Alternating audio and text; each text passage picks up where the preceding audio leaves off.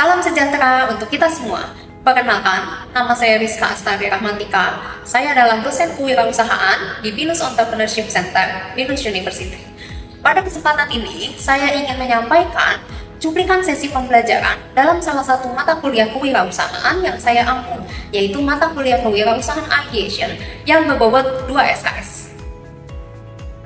Mata kuliah ini merupakan mata kuliah wajib atau non-elektif yang ditujukan untuk mahasiswa semester 2 atau 3 di semua jurusan.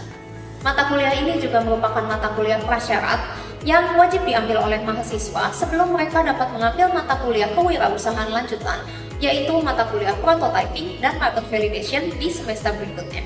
Secara garis besar, mata kuliah Ideation terdiri dari 13 kali pertemuan yang terbagi menjadi 11 kali pertemuan tatap muka dan 2 kali pertemuan asinkronus melalui LMS Binus Maya.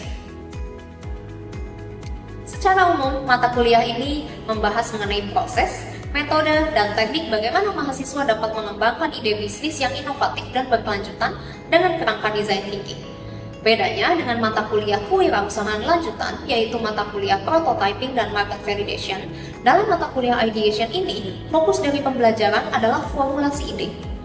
Jadi, pertama-tama mahasiswa akan dibimbing untuk dapat mengenali fenomena atau isu yang ada di masyarakat, untuk kemudian mereka dapat mengidentifikasi ada masalah apa di sana. Kemudian, berdasarkan identifikasi masalah tersebut, mahasiswa akan mencoba memahami needs atau wants yang dimiliki oleh user atau customer atau beneficiary yang terlibat, untuk kemudian mereka dapat membuat suatu solusi pemecahan masalah berupa ide produk atau jasa. Portofolio ide inilah yang kemudian akan dimatangkan di mata kuliah kewirausahaan lanjutan, yaitu mata kuliah prototyping dan market validation. Pendekatan yang digunakan dalam mata kuliah ini adalah student-centered learning dan flip class melalui diskusi interaktif, tanya jawab, dan coaching kelompok. Mata kuliah ini juga berbasis pada project-based learning, di mana di akhir pembelajaran, mahasiswa akan diharapkan untuk memiliki portofolio ide usaha yang dimatangkan melalui workshop di kelas. Dalam setiap pertemuan, sejak awal pembelajaran, mahasiswa telah dibekali dengan course outline dan materi lengkap yang dapat diunduh di LMS Binus Maya. Penyampaian materi di kelas juga didukung oleh beberapa media pembelajaran, berupa video dan kuis interaktif.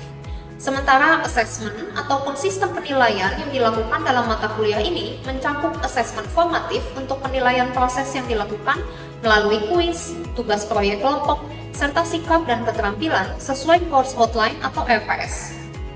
Selain itu, ada assessment sumatif untuk penilaian akhir berupa final project di akhir semester. Adapun outcome dari mata kuliah ini adalah mahasiswa diharapkan mampu merancang ide bisnis kreatif berbasis peluang usaha dengan mempertimbangkan risiko, sumber daya, dan inovasi yang berkelanjutan.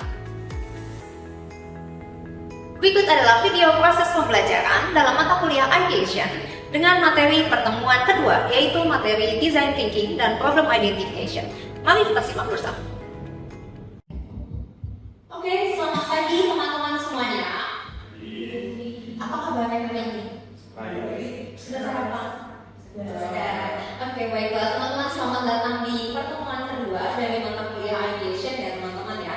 Hari ini kita akan membahas mengenai design thinking dan problem identification. Jadi saya menggunakan PowerPoint ya ini ya teman-teman ya untuk kita geser slide-nya. Jadi untuk materi hari ini teman-teman mungkin di sini ada yang sudah familiar gitu ya dengan konsep design thinking gitu ya, karena ini suatu konsep yang mungkin dia lumrah tidak hanya digunakan di lingkup bisnis gitu ya, tapi mungkin juga di project management gitu. Jadi barangkali di sini ada yang mungkin sudah pernah mendengar konsep design thinking di luar kelas ini barangkali. Oke, kalau misalkan belum ada, kenapa kita akan mulai ya, kita akan familiarize yourself with design thinking gitu ya, getting to know apa itu design thinking gitu ya. Kemudian nanti akan dilanjutkan juga dengan sedikit pembuka terkait problem identification gitu ya teman-teman ya. Oke. Nah, ini adalah learning objektif untuk pembelajaran hari ini dan juga untuk keseluruhan mata kuliah Ideation ya. Untuk pembelajaran materi hari ini specifically gitu ya, awalnya adalah untuk supaya teman-teman setelah selesai dari sesi hari ini untuk dapat mengidentifikasi sosial dan ekonomi problem yang ada di masyarakat gitu ya. Karena design thinking ini kegunaannya juga untuk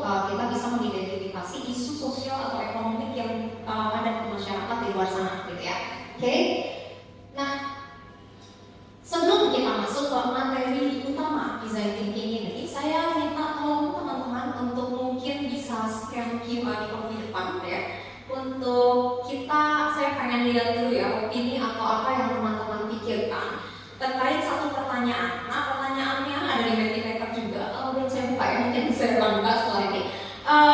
Pertanyaannya adalah begini teman-teman. Kalau teman-teman mungkin bisnis ekonomi teman-teman kepikiran untuk kenapa nggak saya nih sekalian side hustle kerjaan gitu ya ceritanya. Kenapa nggak saya bikin bisnis aja gitu ya. Mungkin teman-teman kepikiran someday gitu ya, suatu saat karena at some point of your life itu kepikiran untuk mau nih kayaknya kalau saya jualan ini akan laku dan lain sebagainya gitu ya. Nah, ketika teman-teman kepikiran suatu ide bisnis gitu ya, ide terkait menjual suatu produk atau jasa gitu ya, apa yang pertama kali teman-teman lakukan gitu ya. Nah, ini boleh nanti teman-teman silakan dijawab di Mentimeternya. Sebentar, saya ganti dulu ke screen-nya.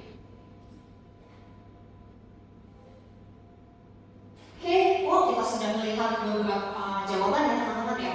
If you suddenly have a business idea in mind, what would you do first gitu ya. Oke, kita lihat talk with experts. Oke, wise choice ya, talk with experts supaya ya berburu-buru gitu ya. Biasanya bisnis memang sering kali orang cari mentor gitu ya teman-teman ya. Cari tahu target market, oke, ya make sense gitu ya. Karena kalau kita mau jual harus kesiapan dulu gitu ya. Debunya dulu kita harus tahu.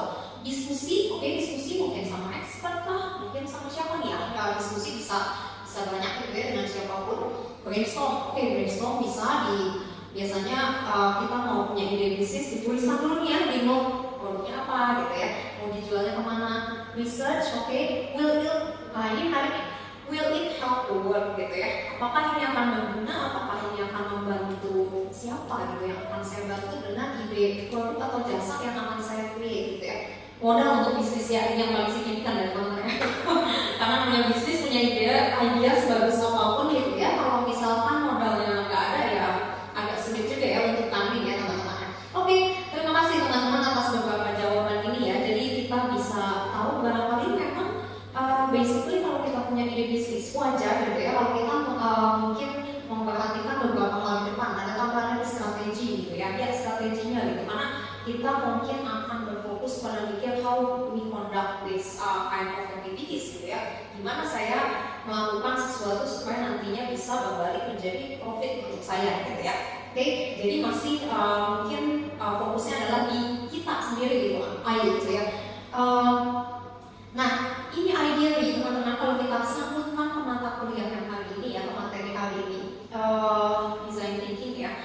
Nah, design thinking ini seperti yang sudah saya jelaskan, mohon izin kembali lagi ke slide ya teman-teman ya.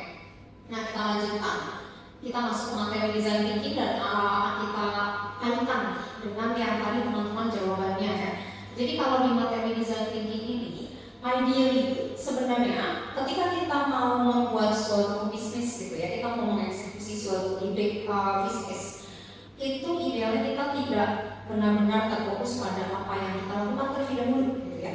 Karena sebaiknya kita malah berfokus pada apa sih yang potensial user atau customer kita atau potensial beneficiary kita butuhkan gitu ya. Jadi sebenarnya needs atau wants-nya. Nah, kita akan lihat dari perangkatnya sendiri. Jadi design thinking ini bentuknya seperti ini ya teman-teman ya.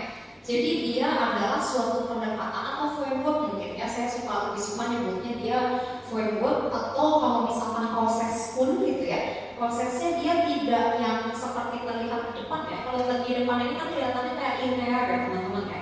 Linear ini kan berarti ada starting point, ada finish line-nya gitu ya. Nah, tapi kalau design thinking ini sebenarnya tidak linear teman-teman. Dia bisa fluid sekali, dia bisa fleksibel bolak-balik gitu ya. Dan kalaupun sampai yang fase paling akhir yang press gitu ya, dia mungkin bisa kembali lagi ke depan gitu ya. Oke, jadi nggak ada finish line ya sebenarnya gitu ya. Jadi design thinking ini sebenarnya sebagai framework dia adalah suatu pendekatan yang disebutnya human centric gitu ya. Human centric approach. Nah, ini human centricnya siapa gitu ya? Kita pelaku usaha juga human gitu ya. Tapi human centric yang dimaksudkan dalam design thinking ini adalah kalau dalam konteks bisnis gitu ya, bukan yang project gitu ya. Kalau dalam konteks bisnis, humannya ini adalah customer kita gitu ya, atau user kita, atau misalkan kalau itu social project itu adalah beneficiary kita. Beneficiary adalah penerima manfaat gitu ya. Jadi kalau misalkan kayak beneficiary itu biasanya kalau teman-teman bisnisnya yang social business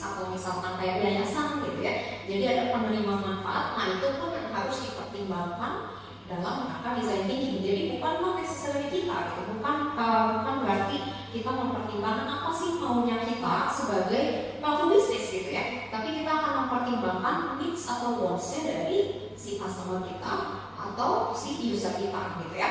Nah kalau kita lihat di depan, prosesnya ini seperti ini teman-teman. Jadi mungkin teman-teman akan mau membuat familiar dulu ya dengan nama-namanya gitu ya.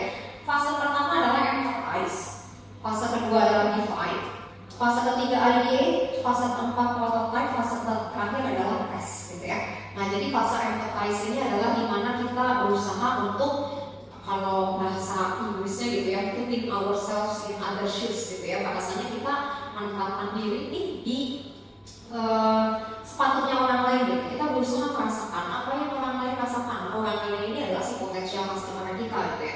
Jadi kalau tadi di Mentimeter ada jawaban kita memikirkan target marketnya kita gitu ya. Nah kalau mikirin target market kan kita mikirin orangnya juga ya, siapa yang akan membeli. Nah itu yang teman-teman akan harus pahami gitu ya, needs atau wants mereka sebenarnya apa gitu ya. Karena yang challenging adalah, yang susah adalah kita memetakan sebenarnya orang itu butuh apa sih gitu ya. Kadang-kadang kita sendiri agak sulit gitu ya memetakan kita tuh sendiri butuhnya apa, karena kita sudah terbiasa dengan status quo, biasanya seperti itu gitu ya teman-teman ya. Oke, nah yang kedua fase yang setelah empathize adalah fase define. Nah fase define ini adalah kalau misalkan bisa dinamain gitu ya dengan terms yang lain, ini adalah fase identifikasi produk ya teman-teman ya. Jadi setelah gambarannya adalah setelah kita memahami user atau customer kita akan mengidentifikasi, kita akan pinpoint sebenarnya exact problemnya mereka itu apa gitu ya di satu case gitu ya. Nanti saya akan memberikan ilustrasinya ya teman-teman ya. Jadi jangan khawatir, ini baru teorinya dulu gitu ya teman-teman. Nanti habis ini saya akan memberikan contohnya. Kemudian fase selanjutnya setelah define adalah ideate. Jadi berdasarkan ada satu problem statement yang sudah kita rumuskan gitu ya. Ideate ini adalah dimana kita mulai brainstorm. Nah tadi di Mentimeter juga kan ada tulisan brainstorm ya, ada jawaban brainstorm. Nah ideate ini adalah fase brainstorming.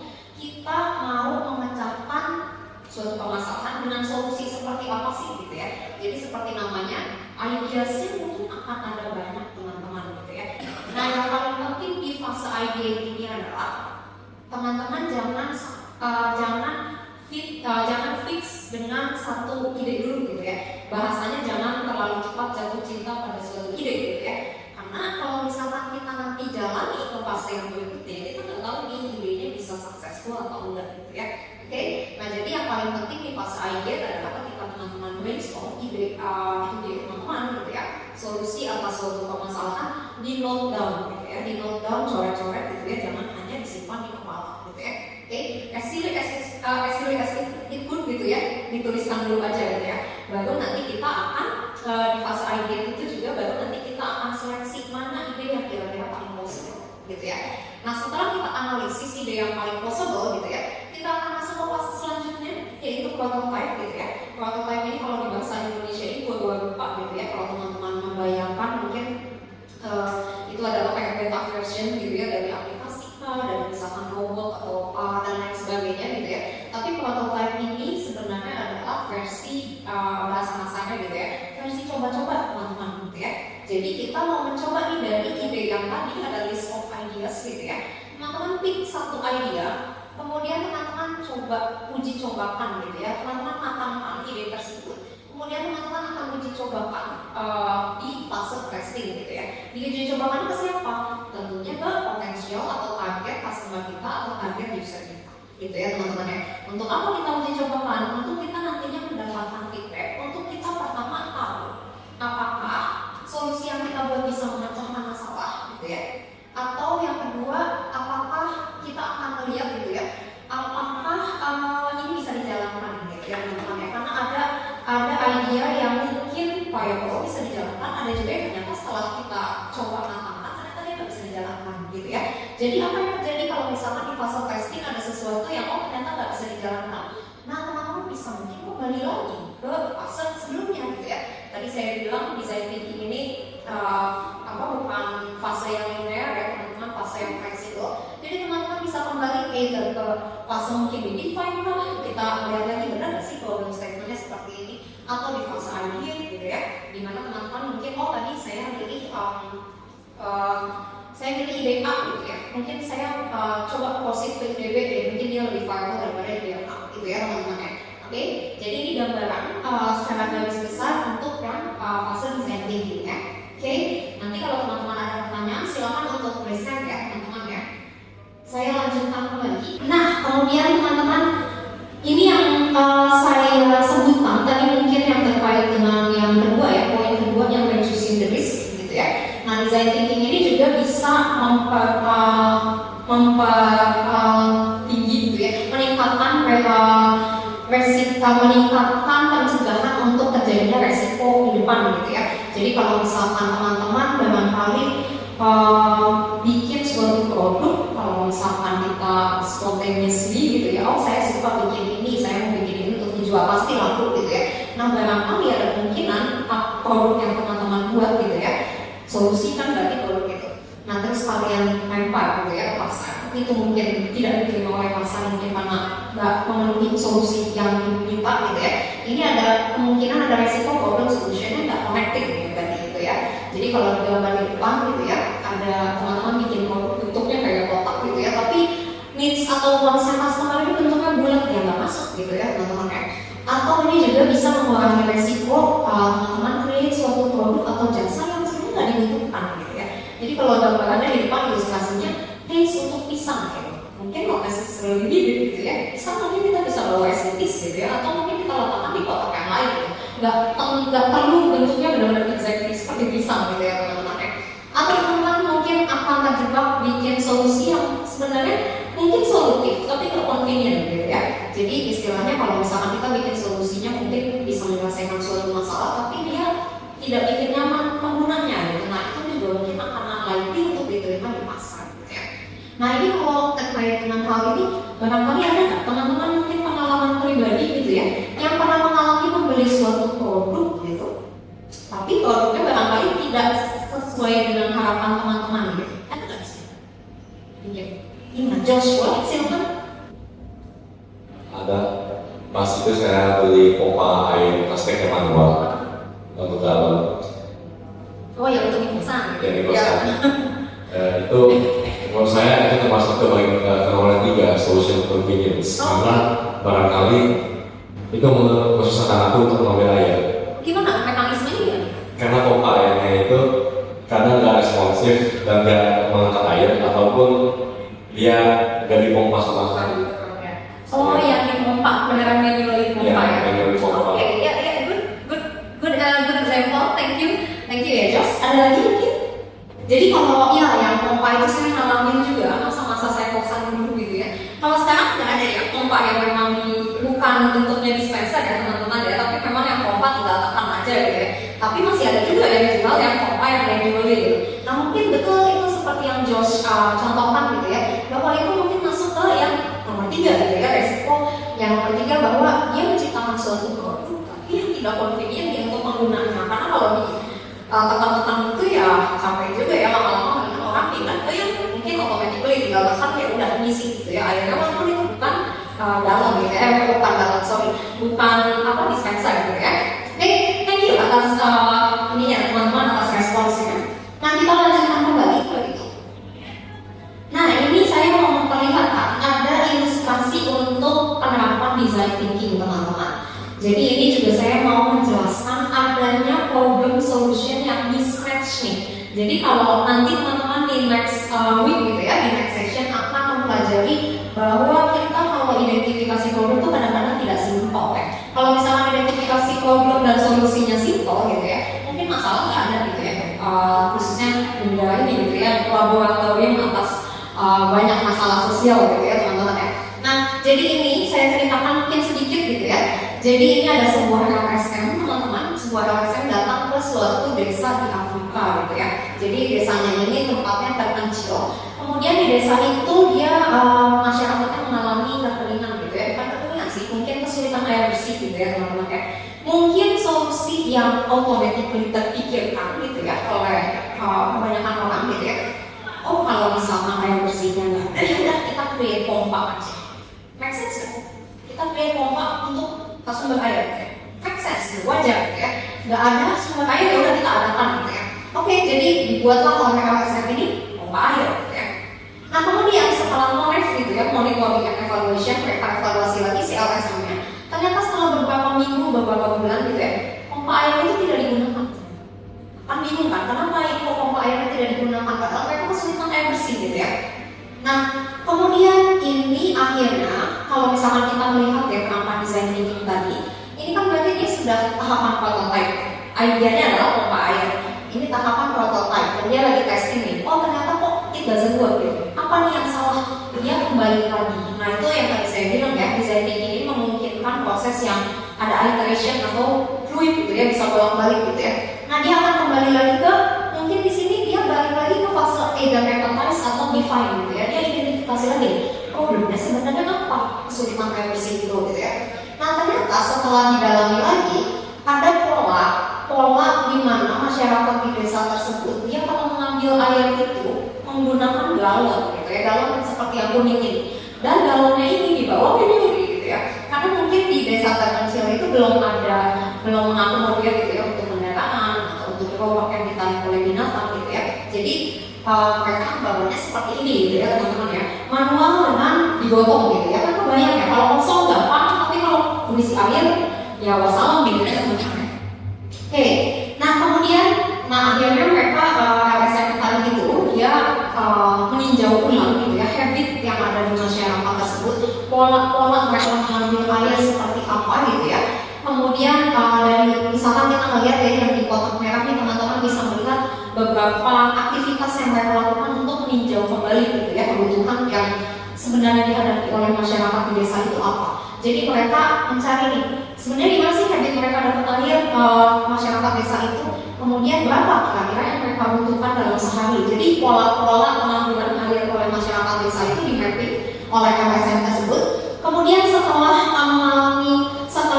menjalani proses research yang lebih baik gitu ya, mereka akhirnya come up dengan ide yang baru teman-teman gitu ya. Jadi mereka kembali ke fase yang empathize dan define, mereka kembali lagi ke ide yang baru lagi gitu ya.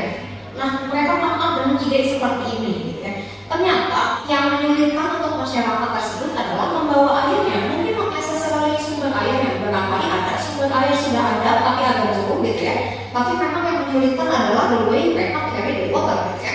Jadi mereka come up dengan ide ini namanya diporoller, jadi semacam kayak jerrycan tapi bentuknya drum gitu ya, yang bisa mereka dorong walaupun manual tapi tidak seberat kalau mereka membawa di kepala gitu ya. Nah jadi setelah ditinjau kembali gitu ya, setelah mengcek beberapa bulan setelah ada diporoller ini gitu ya, ditemukan bahwa ada peningkatan jumlah penggunaannya di pompa air, pengambilan air di pompa air yang sebelumnya mereka develop gitu ya teman-teman ya. Nah jadi ini menggambarkan bahwa kalau misalkan kita pertama kali ketemu suatu problem gitu ya, nampak suatu problem, kadang-kadang kita langsung kepikiran oh solusinya gini aja gitu ya.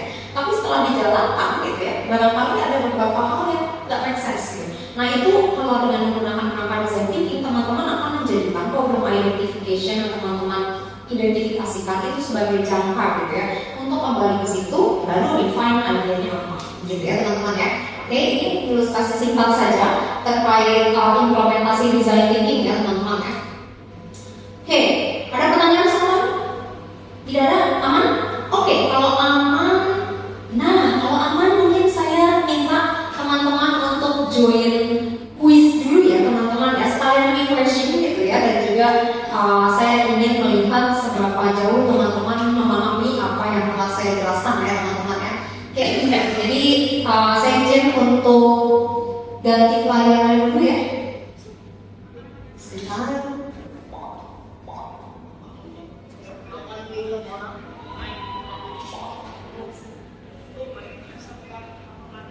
Oke, sudah ada 3 yang masuk. Ya. Oke, sudah masuk semua ya teman-teman ya. Kita akan mulai ya. Ini ada beberapa pertanyaan yang perlu teman-teman jawab, multiple choice dan juga dengan pace masing-masing ya teman-teman ya. Jadi jangan terlalu lama menjawabnya gitu ya. Nanti saya akan berdua gitu ya. Oke, kita mulai ya teman-teman ya. Dalam 3, 2, 1.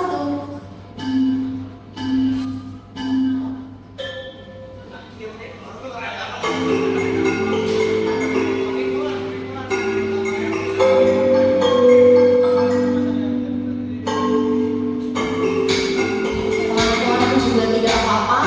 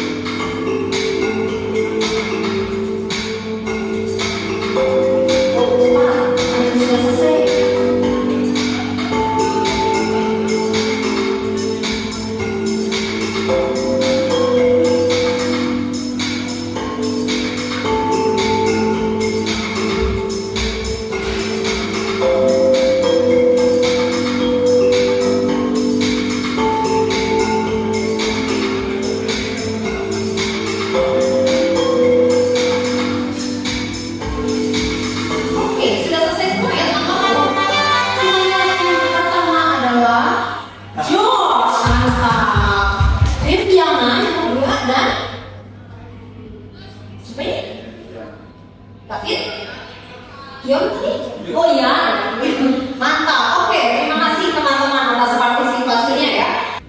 Nah, jadi setelah kita mempelajari design thinking tadi, ini kerangka ini akan digunakan sebagai foundation ya teman-teman ya untuk pembelajaran selama 1 semester ke depan gitu ya. Jadi kita akan mulai mengembangkan ide gitu ya berdasarkan fase design thinking. Jadi untuk mata kuliah ini mungkin kita akan terfokus pada empathize, fase empathize dan juga define ya teman-teman ya. Karena